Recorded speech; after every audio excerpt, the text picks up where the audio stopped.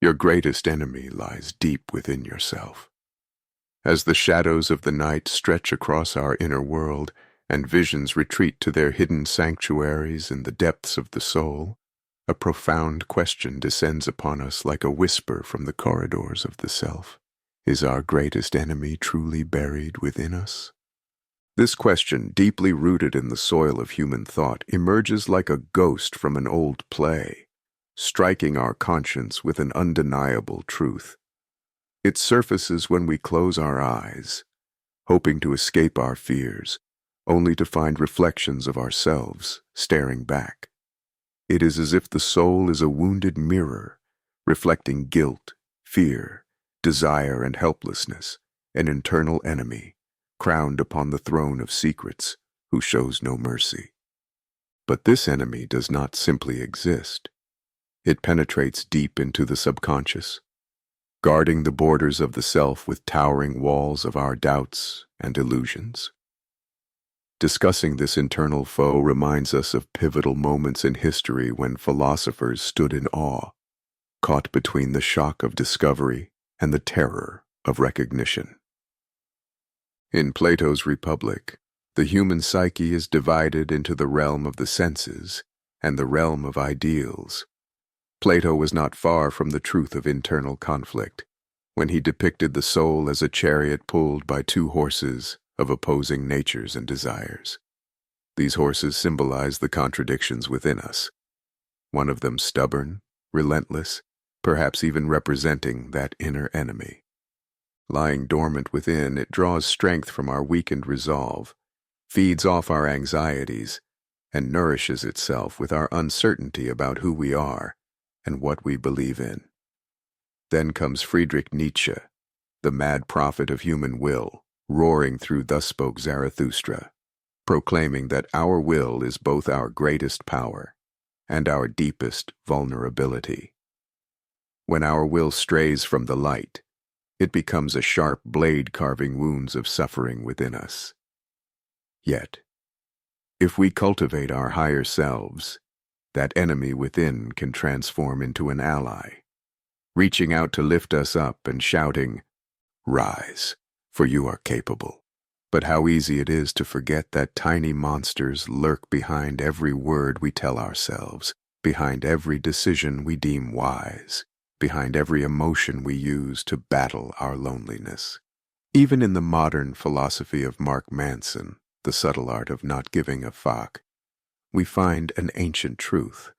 Our worries and fears empower that internal enemy, sharpening its ability to strike at our every hesitation. This idea is strikingly clear in Dante's Divine Comedy, where the infernal circles of hell are not shaped by an external adversary, but by the soul's sins and weaknesses. The final, most hellish circle? It is nothing more than a metaphor, one that Raskolnikov in Crime and Punishment comes to understand.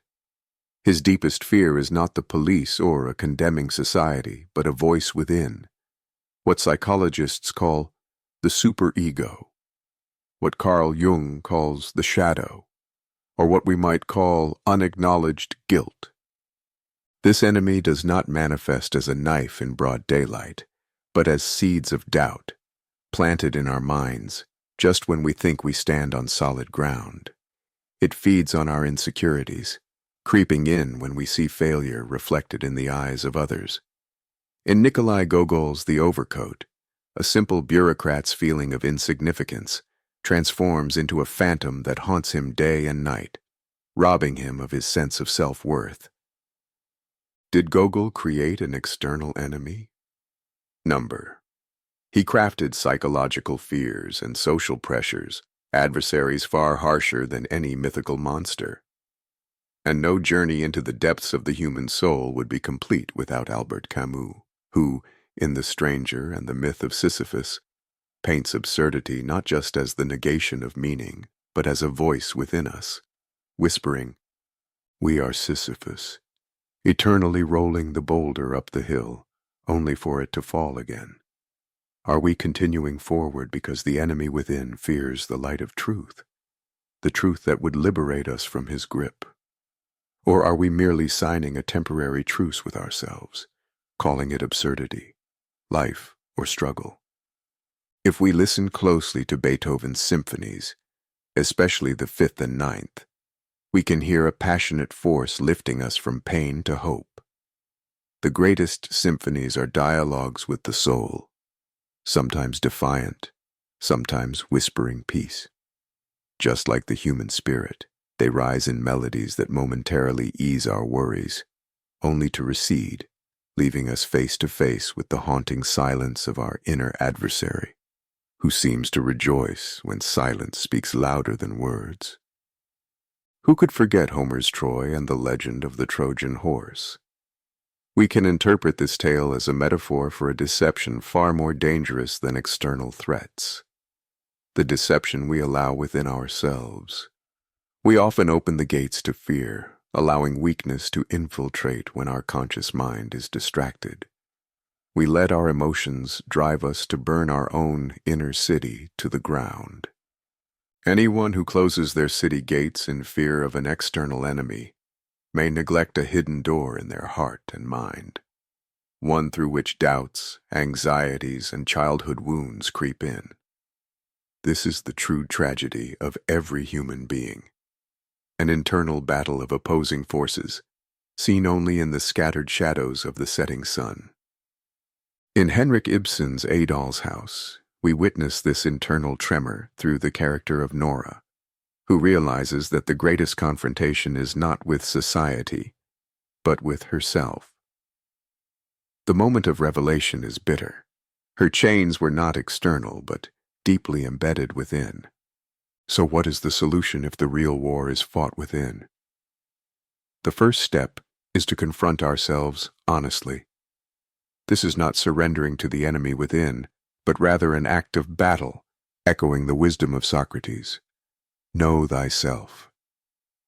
To truly understand ourselves, we must embark on a journey akin to Odysseus's voyage, sailing through stormy seas and facing endless temptations. We must listen to the whispers of the soul when it stands at the edge of confession, acknowledging both its weaknesses and its darkness. Only then can we chart a course toward redemption and wholeness. Religions have illuminated vast dimensions of the human struggle, reminding us through prophets and saints that purity and strength come from within, before they radiate outward. In Islamic mysticism, great Sufi masters like Al-Hallaj, Ibn Arabi, and Rumi spoke of the highest form of struggle, the jihad of the self, a deep, quiet war against our desires, fears, and hidden conflicts.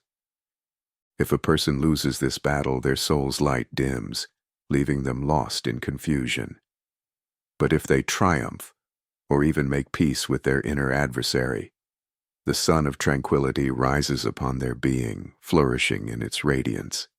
Some might ask, is inner peace even possible in a world consumed by war and turmoil? Did Jean-Paul Sartre, despite his existential atheism, not ultimately argue that human beings are free and responsible for their moral choices? Yet freedom, too, is a double-edged sword. The moment we grasp its truth, the fire ignites within us, and the enemy rears its head, whispering, "Are you sure you want to be free? Do you truly understand the weight of responsibility?"